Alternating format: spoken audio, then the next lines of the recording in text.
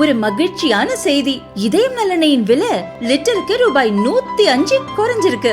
September 2023ல 1 litre இதயம் நல்லெண்ணெயின் அதிகபட்ச விலை ரூபாய் 503. ஆனா இப்ப 1 லிட்டர் இதயம் நல்லெண்ணெயின் விலை ரூபாய் 398 மட்டும்தான் தமிழ்நாட்டுல. அப்ப இனிமே எல்லாரும் இதயம் நல்லெண்ணெய் வாங்கலாம் இல்ல?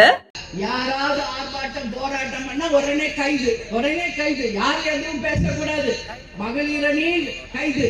அண்ணா யூனிவர்சிட்டியில நடந்த பாலியல் வன்கொடுமை யாராவது பேசினா உடனே கைது.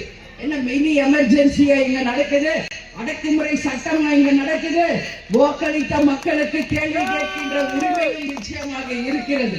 இதே நீங்க எதிர்கட்சியா இருந்தப்ப இது மாதிரி நடந்ததுல என்ன கூத்தடிச்சிருப்பீங்க, என்ன ஆர்ப்பாட்டம் பண்ணிருப்பீங்க.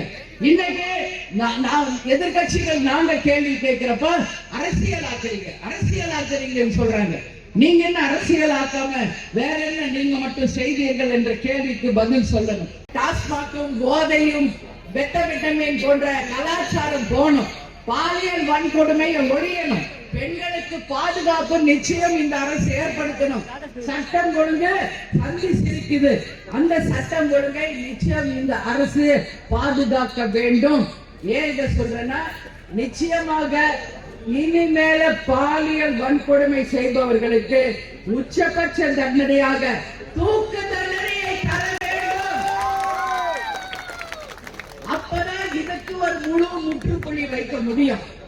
ஒரு சின்ன பள்ளிக்கூடத்தை படிக்கிற மாணவியிலிருந்து பல்கலைக்கழகத்தில் படிக்கின்ற மாணவி வரைக்கும் யாருக்கும் பாதுகாப்பு இல்லைன்னா இது என்ன ஆட்சி? தலைக்குனிவான ஒரு ஆட்சி நடக்குது. பெண்களுக்கு யார் ஒருவர் பாதுகாப்பை தர்றாங்களோ அந்த ஆட்சி தான் சிறந்த ஆட்சி என்பதை வருங்காலத்தில் நாம் அனைவரும் ஒன்று சேர்ந்து நிரூபிப்போம் என்பதை இந்த நேரத்தில் உங்களுக்கு நான் சொல்ல கடமைப்பட்டிருக்கிறேன்.